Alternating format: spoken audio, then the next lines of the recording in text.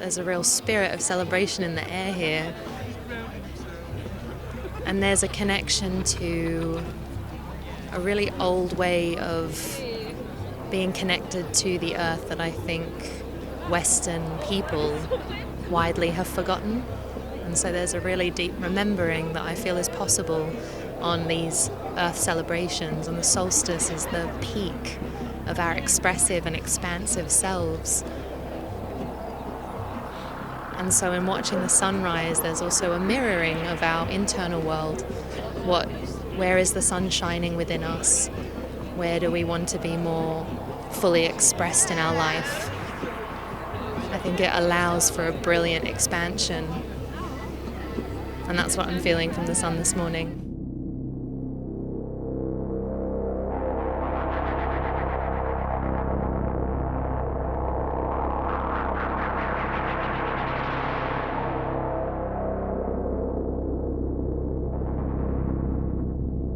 Light is life, okay? Light is life, and life has a frequency the same as light. So does sound. Anything that resonates can interact with each other. Doesn't matter if it's sound, light, electromagnetic, the whole lot. Before we had books, we shared it with stories. We shared it word of mouth and by music and vibration. The way consciousness works together is we all resonate together. That's why you have songs in churches. Everyone resonates together on a spiritual level. And it starts at sound. Sound is a vibration, light is a vibration, consciousness is a vibration. And that's how people get together. Literally, it's how they unite with the consciousness, and they're all dancing around, raving, didgeridooing, whatever you like, doesn't matter. In the church, same thing. Awesome.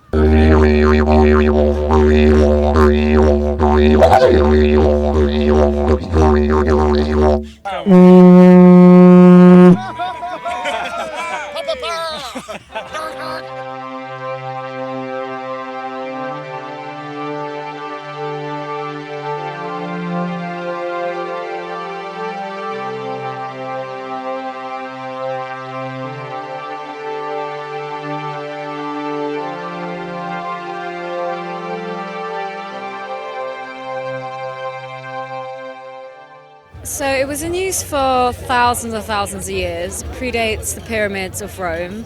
So and a lot of people are quite annoyed about how it's used today. There's a lot of people here very drunk and on a lot of drugs. But actually, if you look into how it was used in prehistory, it was used as a festival site. There's lots of archaeological remains of like masses of piles of food was consumed here. It was a ceremonial site where people would meet up and just basically have a massive party to celebrate the longest days of the year. Because in a time like pre-electricity, when you didn't have any light, having a really long day without darkness, or not without excessive amounts of darkness, was something to celebrate. This is what people were doing: banging drums, getting drunk, and eating magic mushrooms. And people have been doing that for the last 50,000 years.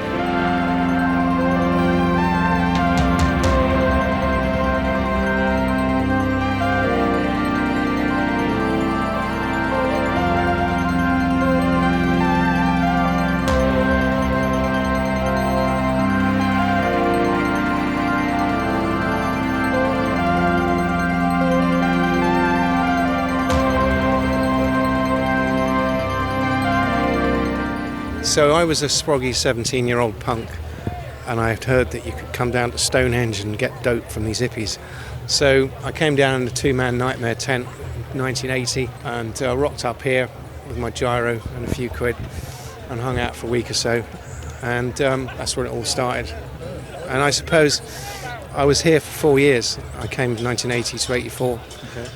And a lot of people at that time were buying vehicles, new age travellers, and they were living on the road and getting out of the cities. And so there was this kind of mixture of the kind of 80s punk urban scene that was mixing with the 70s kind of hippie scene. And it sort of got into a whole different mutation in the 80s. And I suppose it became a bit of a threat to Thatcher's Britain. They didn't like people who dissented to what was going on. They had an agenda in the 80s. And they used the police against the miners, and they used them against anybody that stood up to the regime. And the hippies became a problem because it was a significant amount of people that were coming out on the road, and it was a pretty kind of crazy time, really. And this festival was the biggest one. I came here initially for the music in 1984 because I was a music fan, but I was so bowled over by the place, the whole atmosphere. Not the festival itself was fantastic, Best festival I've ever been to, never been bettered. But also this place as well, Stonehenge, I got the vibe. And so I couldn't wait for 1985 to come around. And all my friends were going to come with me and we were going to have a great time, and then it didn't happen. Which is the whole Battle of the Beanfield thing and everything.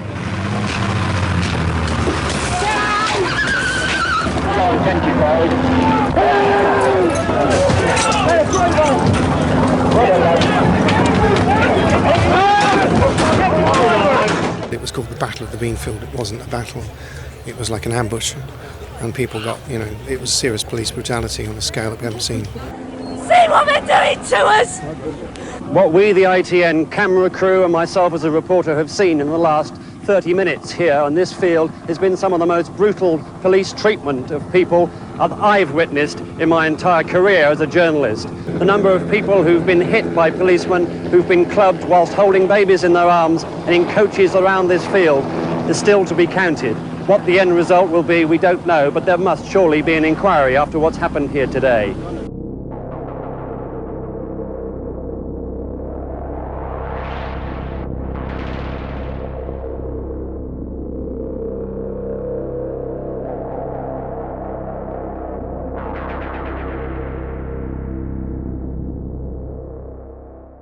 Do you reckon people should be aware of that point in time if they're here tonight?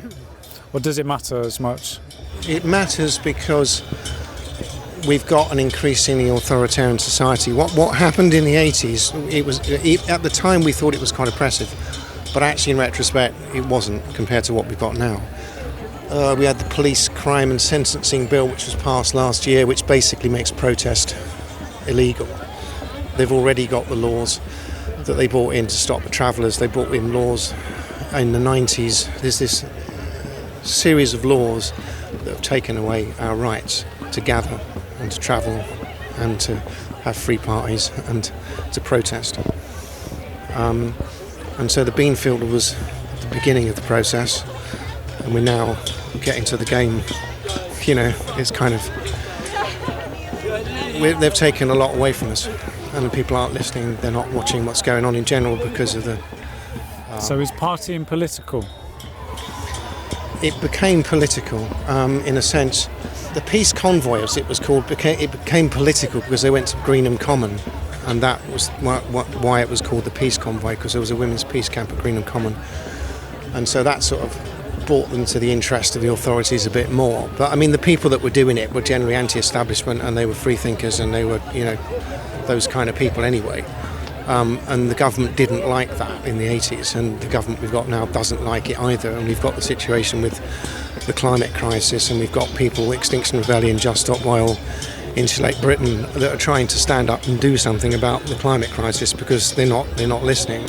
So it sort of ties in, if that makes sense, in my head, that you've got this continuum of what people were doing back in the 60s, back in the 70s, back in the 80s. It was a protest movement, it was political. The fact that people want to go out into a field and party, is an instinct that is not going to go away. So all they could do is kind of manage it, and people have got licences, and it's all done on this sort of level now. It's corporate, yeah, it's been monetised, but it's just they'd kind of channeled the energy. There's people from all over the place here, a huge diverse range of people for many, many reasons. But that sort of instinct to want to be out in the field, getting together with other people is fundamental, and that's what this place has been doing for thousands of years. At midday, more than 300 people leave the camp and make their way onto the A36 in the direction of Stonehenge. At this stage, they still don't know how far the police will allow them to go.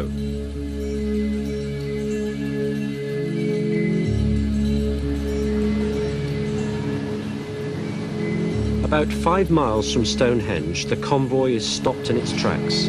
Waiting in the middle of a dual carriageway is a force of several hundred police.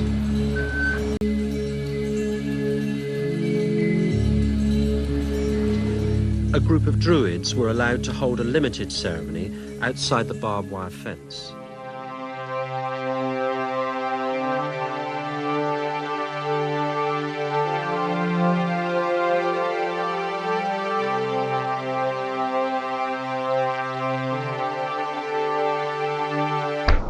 a lichen covering the rocks.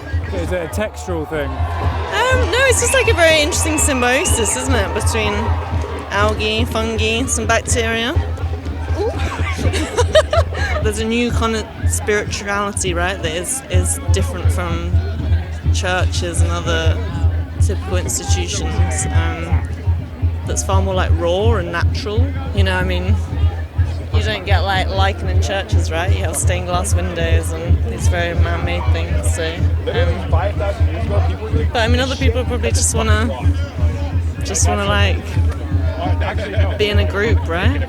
I feel it is a temple of sorts, and I feel there is something about all the people coming here together who want to be here. There's something about tribal consciousness, and it feels like great. It's a very peaceful environment, and it's just something about the collective wanting an outdoor temple to be at, which I think feels lovely.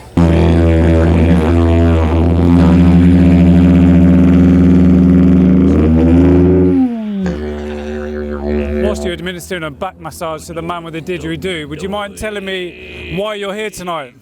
Yeah, because I'm a primitive technologist and I've come many hundreds of miles to get here. And if you look at me, I'm dressed in deer skins, and I'm here to honour my ancestors and honour my dad, who's also a primitive technologist, and the people that came before us.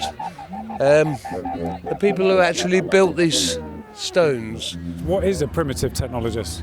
A primitive technologist is somebody who likes to understand how you can live and survive and thrive on the land without modern conveniences such as shops and all the things that were sold and the things that we believe in that make us feel like we're okay in today's world. So literally, as you look at a man right now, I'm dressed in deer skins and I dressed myself. I made all of these clothes. I live in the forest and I live in the wild. I know my plants, I know my animals. I'm friends to nature, and I'd like to think I'm a friend to these stones, and I'd like to think I'm a friend to the people that built these stones. I'm a flint napper. If you really wanted to know what my true craft is, I'm really good. Yeah. Mate, my dream is flint napping, man. I never find good quality flint, man. Like, well, you need to learn. Yeah, mate. I found flint before. I admire it, the way they nap it as well, and like with the leather in the hand and like knocking it. If you look at my hand, what you're looking at here is you're looking at the beads. You're looking at the teeth. You can't recognise it right now, but this is a tusk of mammoth, this is teeth of mammoth, and this is a bone of mammoth. What I have the skill set of is the ability to take stones, and there's a lot of stones, I was noticing them as I was walking on in here tonight. They're the stones that lay across the landscape, and they're the stones that help the people shape these rocks that we're around. I can make daggers, I can make arrowheads, I can make an axe, and I can move around through nature with the ability to craft tools. And so what we're really talking about is we're talking about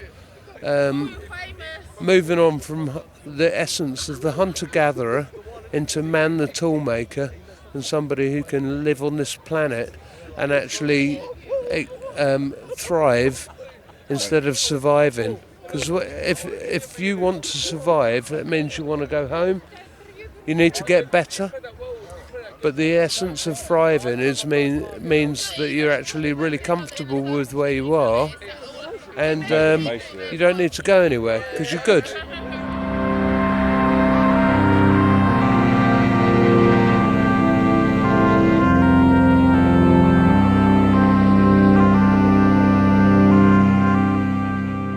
I felt like a flowing of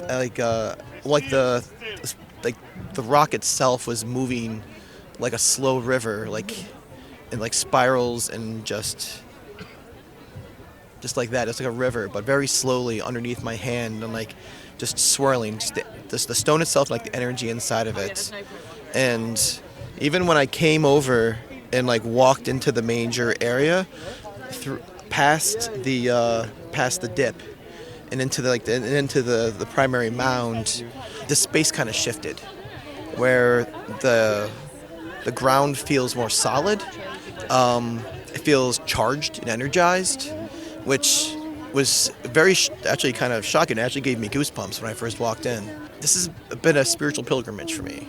So with my particular spiritual beliefs, I'm of like the pagan variety.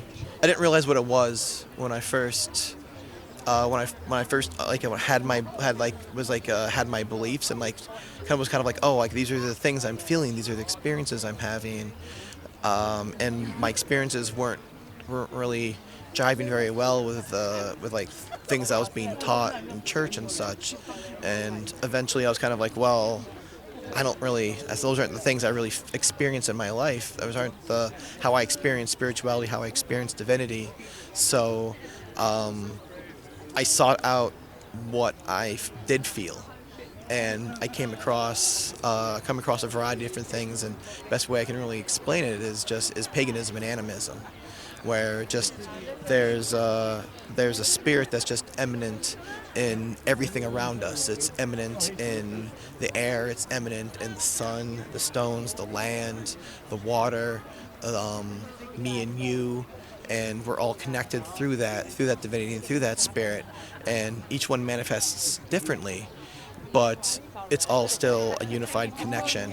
But it comes down to kind of like honoring the cycles of nature, honoring the spirits that came before us, both human and non-human, and just and kind of like just sticking with that and having reverence for that.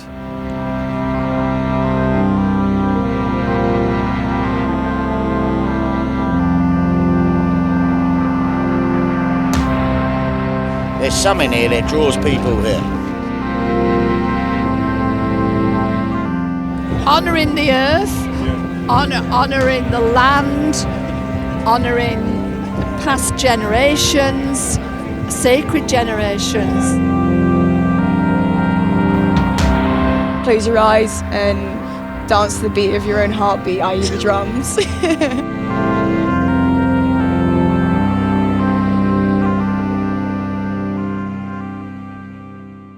My daughter was born summer solstice, Father's Day, 1987, and she passed away on the 26th of January.